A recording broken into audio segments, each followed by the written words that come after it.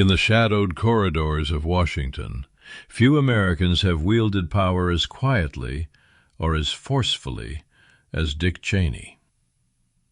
For 4 decades, he moved in the engine rooms of government and industry, shaping history in times of chaos and calm. From the cold silence of undisclosed bunkers during 9/11 to the heated corridors of the West Wing, Cheney left a mark few can rival.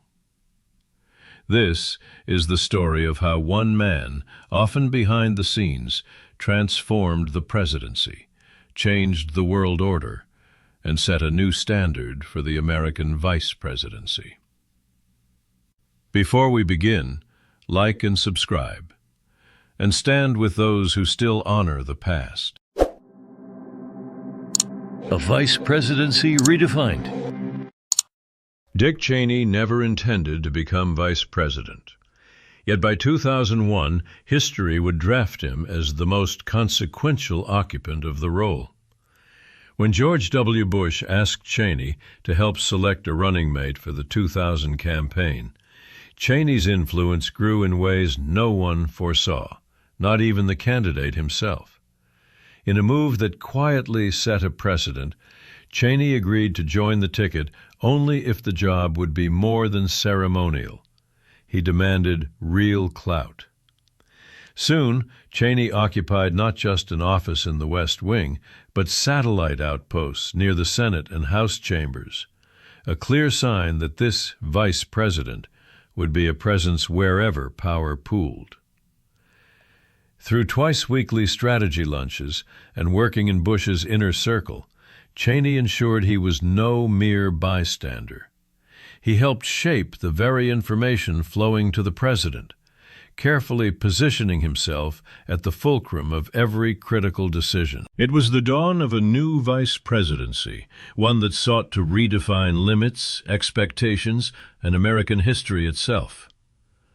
Cheney set out to leave an enduring imprint on the office, using his institutional memory and mastery of government machinery. Colleagues saw in him a strategist who understood both the visible politics and the hidden levers of control.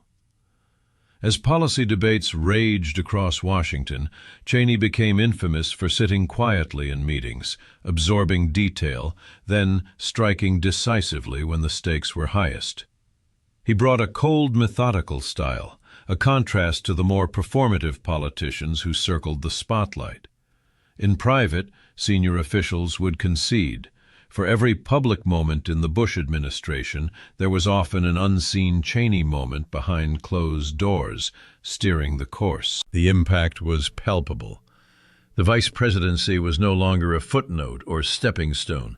It was now a command post, a nerve center for policy and power. Many would follow Cheney's model. None would surpass the singular stamp he put on the office. Decisions in the eye of 9/11. September 11, 2001. America's sense of security shattered in less than 2 hours. As chaos unfolded in New York and Washington, Dick Cheney was hurried to an undisclosed location, the continuity of government depending on his survival. In the war room, split seconds became matters of national fate. Cheney, calm yet haunted by the gravity of the moment, faced a decision no vice president before him had ever made. He gave the extraordinary order for military jets to shoot down hijacked civilian planes if they threatened more American lives.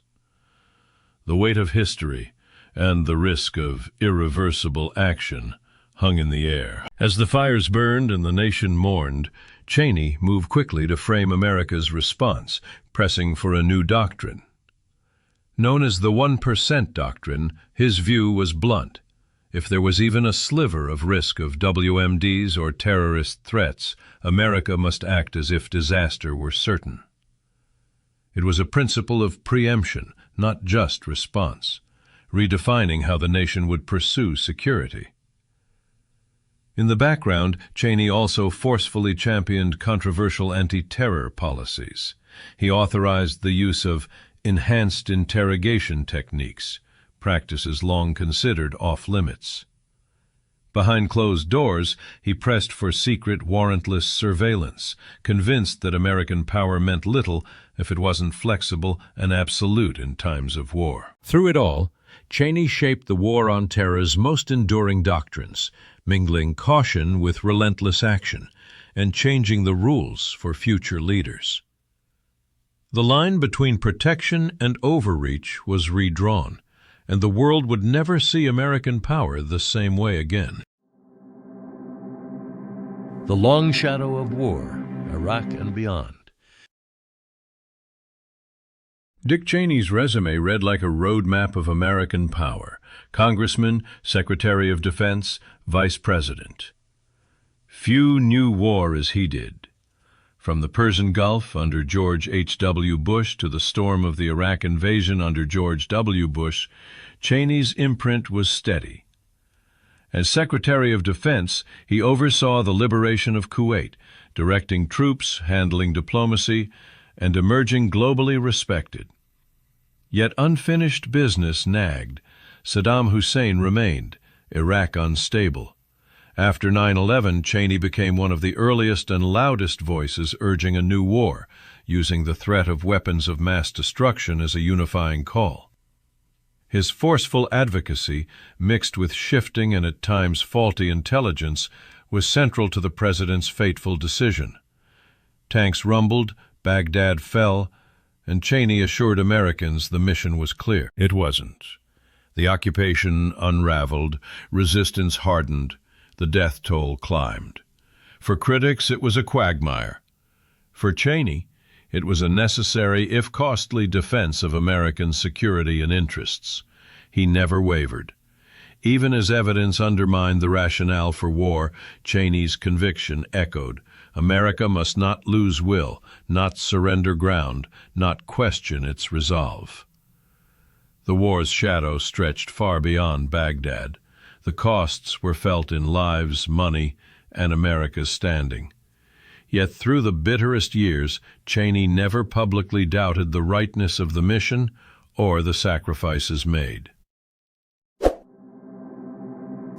The rise of private power, Halliburton, contractors, and global reach.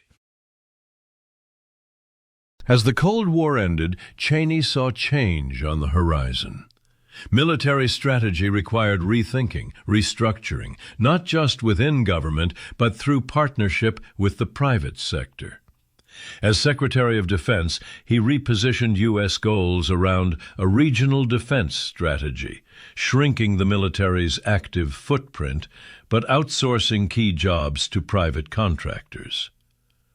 After leaving public office, Cheney became CEO of Halliburton, a global titan in petroleum services. Under his watch, Halliburton's defense subsidiary, KBR, secured massive government contracts. When Cheney returned to government as vice president, the company's presence in Iraq and Afghanistan soared, supplying logistics and rebuilding services. Critics and ethics watchdogs scrutinized the ties, but Cheney always insisted the process was lawful, the work vital to national interest. From the corridors of Congress to distant deserts, the relationship between America's military and its contractors was irrevocably changed. The scope of war had expanded from soldiers and diplomats to engineers, cooks, and drivers in branded trucks. An evolution as controversial as it was essential in Cheney's world. Unitary executive, power and legacy. Perhaps Cheney's deepest impact came not from a single decision, but from a persistent idea. The president must have nearly absolute power, especially in times of war. As vice president, Cheney was an architect of the unitary executive theory, pushing to expand the authority of the Oval Office well beyond its Cold War boundaries. With Bush and later presidents, Cheney's ideas took root. Actions once seen as exceptional, unilateral executive orders, signing statements overturning laws, rapid military strikes without lengthy debate, became the new baseline. The doctrine outlasted the administration, defining the powers of every president that followed. Cheney's career closed with the question, how strong, how unchecked should an American president be? In the end, Dick Cheney shaped not only the offices he held, but the very rules by which power in America is measured and wielded.